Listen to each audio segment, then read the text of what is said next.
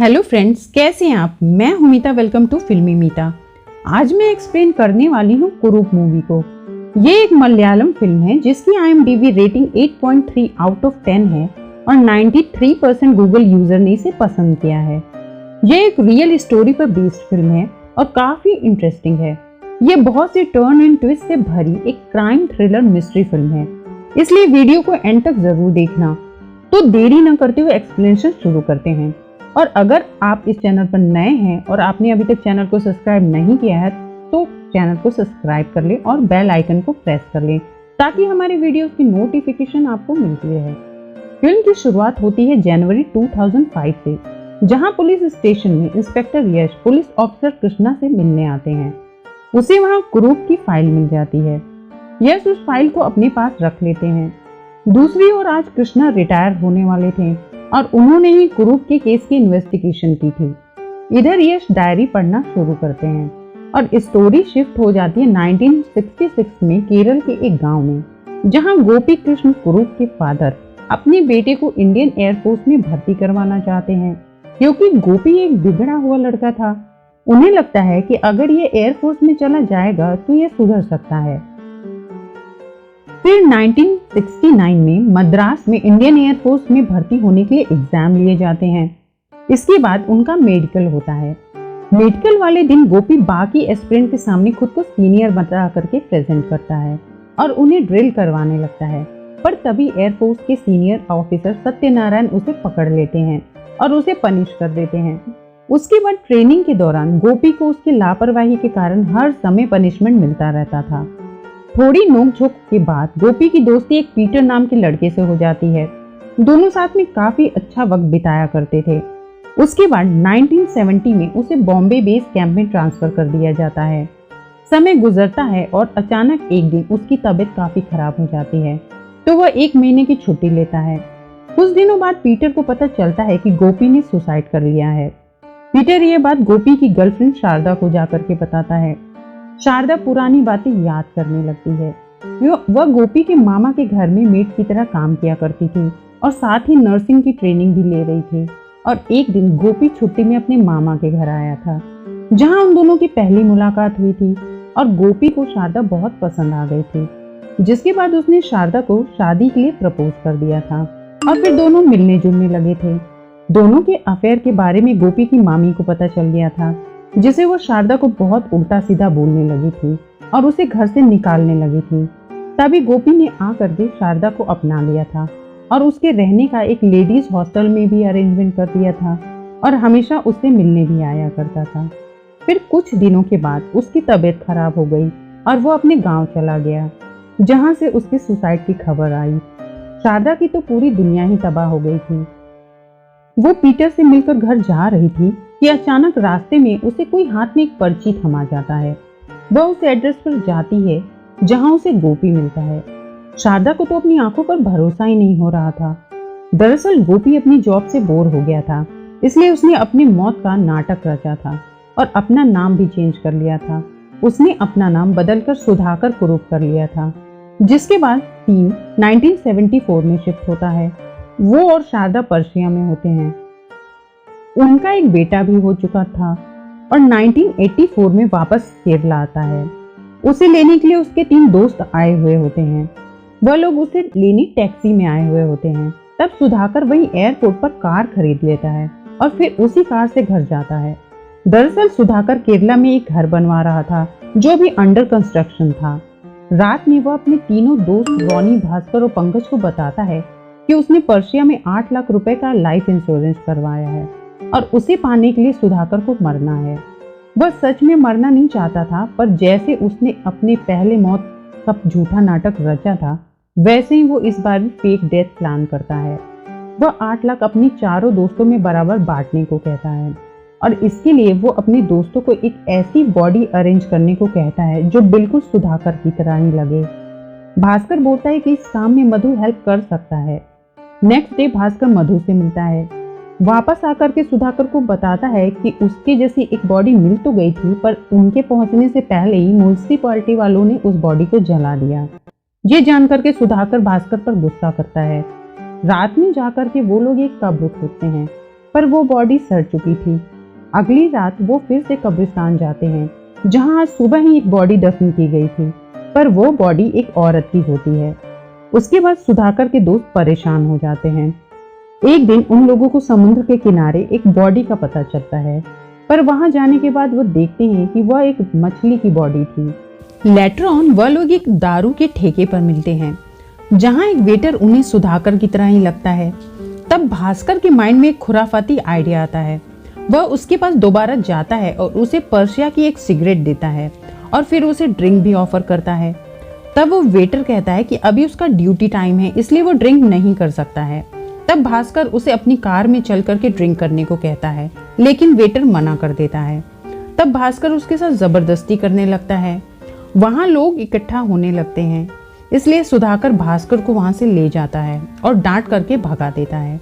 तब भास्कर को गुस्सा आ जाता है और वह सच में सुधाकर को मार करके उसके पैसे हड़पने का सोचने लगता है। फिर एक रात वह लोग सुधाकर की कार में आग लगा करके उसे मार देते हैं। नेक्स्ट डे वहां काफी भीड़ लग जाती है और पुलिस भी वहां आ जाती है। वहां इन्वेस्टिगेशन ऑफिसर कृष्णा दास भी आते हैं। उन्हें वहां माचिस की डिब्बी गिरी हुई मिलती है और हवा में पेट्रोल की स्मेल भी आ रही थी। बॉडी पूरी तरह से जल चुकी थी, इसलिए बॉडी पहचान में नहीं आ रही थी, पर वह कार सुधाकर की ही थी। पुलिस इन्वेस्टिगेशन करती है और उन्हें अपनी खबरी से पता चलता है कि सुधाकर के रिलेटिव्स तो यही मान रहे हैं कि यह बॉडी सुधाकर की है, पर उनके घर में तो आज चिकन करी बनी है। जिसके घर में किसी की मौत होगी तो क्या भला वो चिकन करी बनाएगा? इसलिए ऑफिसर कृष्णा को डाउट हो जाता है। ऊपर से भास्कर ने नए कपड़े भी पहने हुए थे। कृष्णा भास्कर से पूछता है कि उसे कैसे पता चला कि ये बॉडी सुधाकर की है। तब वह बोलता है कि गाड़ी तो सुधाकर की ही है और वह अपनी गाड़ी किसी और को ड्राइव करने को देता नहीं था। तभी कृष्णा की नजर एक नए बने बाथरूम पर पड़ती है। उसे कुछ डाउट होता है। वह वहां जाता है तो उसे जले हुए बाल और माचिस की तीलियां मिलती हैं और चेक करने पर भास्कर का हाथ भी जला हुआ मिलता है। तो भास्कर बहाना बनाता है कि सुबह आग तापते समय उसका हाथ जल गया था। पुलिस को शक होता है कि भास्कर ने अपने बाथरूम में कुछ तो जलाया था, जिसके बाद भास्कर को अरेस्ट कर लिया जाता है और थाने में उसे चिकन बिरयानी खिलाई जाती है और 2 दिन तक उसे बिना पानी के रखा जाता है।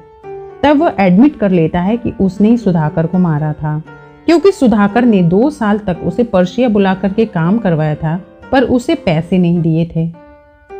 बस वह दारू और पार्टी का बिल पे कर दिया करता था।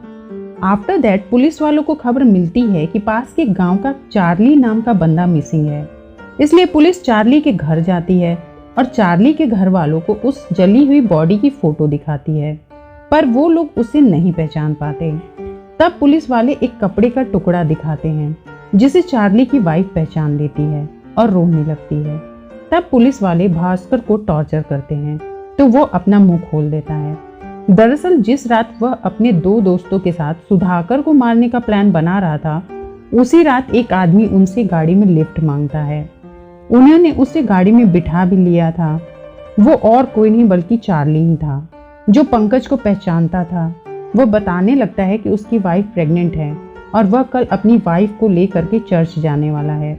ये सुनकर के भास्कर चार्ली को ड्रिंक ऑफर करता है, पर चार्ली मना कर देता है क्योंकि मॉर्निंग में उसे चर्च जाना था।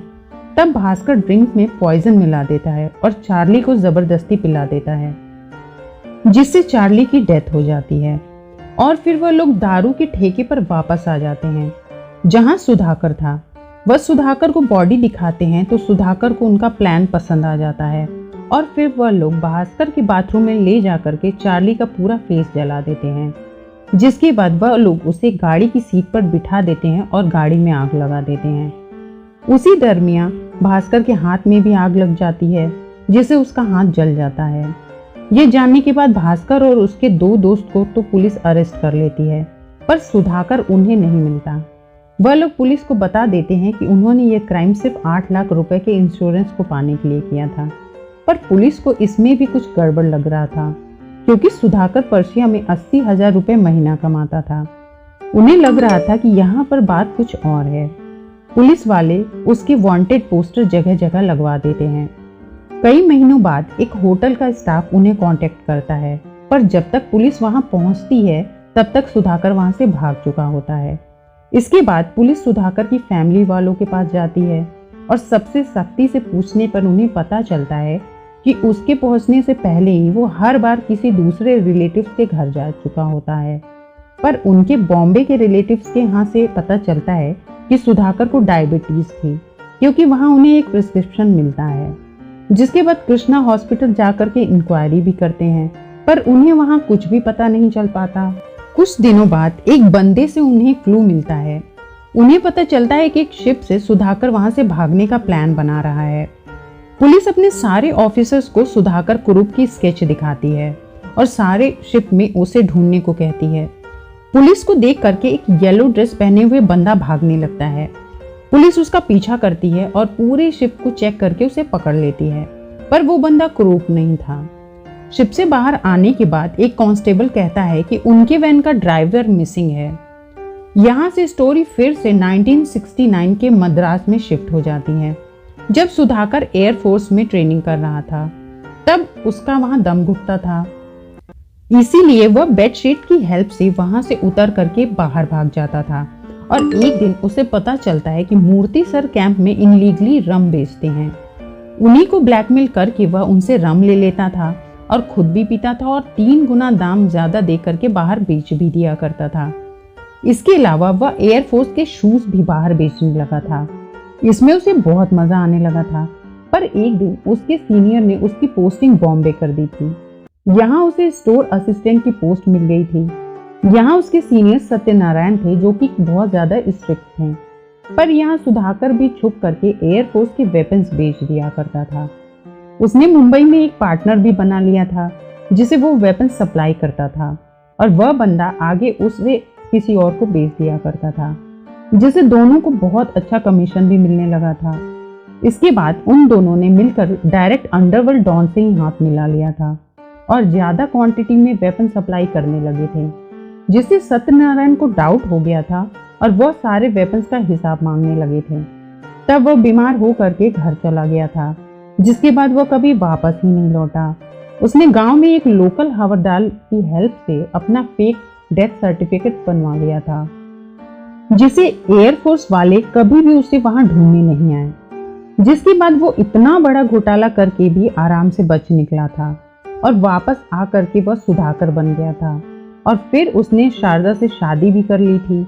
उसके बाद दोनों पर्शिया चले गए, जहां उसने अंडरवर्ल्ड की हेल्प से एक अच्छी जॉब भी हासिल कर ली थी और वहां के राजकुमार वालिद से दोस्ती भी कर ली थी। राजकुमार वालिद ने कुरूप के साथ एक डील की थी और उसी डील को पूरा करने के लिए वह वापस इंडिया आया था और ये सब करता चला गया था, जो आपको स्टार्टिंग में बताया गया। जब पुलिस उसे होटल में ढूंढने गई हुई थी, तब सुधाकर बाथरूम की छत पर छुप गया था और पुलिस को लगा कि वो वहां से भाग गया है। आफ्टर दैट अपने कई रिलेटिव्स के घर में छुपता रहा, पर पुलिस हर जगह आ जाया करती थी। जिसके बाद उसने अपना भेष बदल लिया था। अब वह पुलिस वालों के आसपास ही रहता था। पहले पुलिस उसका पीछा किया करती थी, लेकिन अब वो पुलिस वालों का ही पीछा करने लगा था। पुलिस जहां भी उसे ढूंढने जाया करती थी, वह भेष बदल करके उनके आसपास ही रहता था, पर पुलिस कभी भी उसे पहचान नहीं पाती। इसके बाद वह तो पुलिस की वैन का ड्राइवर भी बन गया था और उनके साथ शिप तक भी चला गया था। पुलिस उसके ही एक आदमी साहू को पकड़ लेती है, पर सुधाकर छुप करके वहां से भाग जाता है।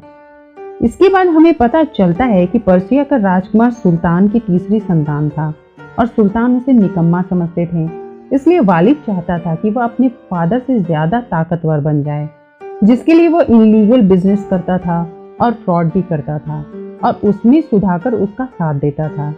एक दिन 3 मिलियन यूएस डॉलर की डील सुधाकर ने की थी, पर इस डील का पैसा उसने राजकुमार को नहीं दिया था और उसे लेकर के इंडिया आ गया था और यहाँ उसने अपनी मौत का झूठा नाटक रचा, जिससे 3 मिलियन डॉलर उसके ही हो जाएं। वालिद को अपनी मौत का प्रूफ देने के लिए उसने अपना लाइफ इंश्योरेंस करवाया था और अब वह अलेक्जेंडर बन करके वापस पर्शिया जा रहा था।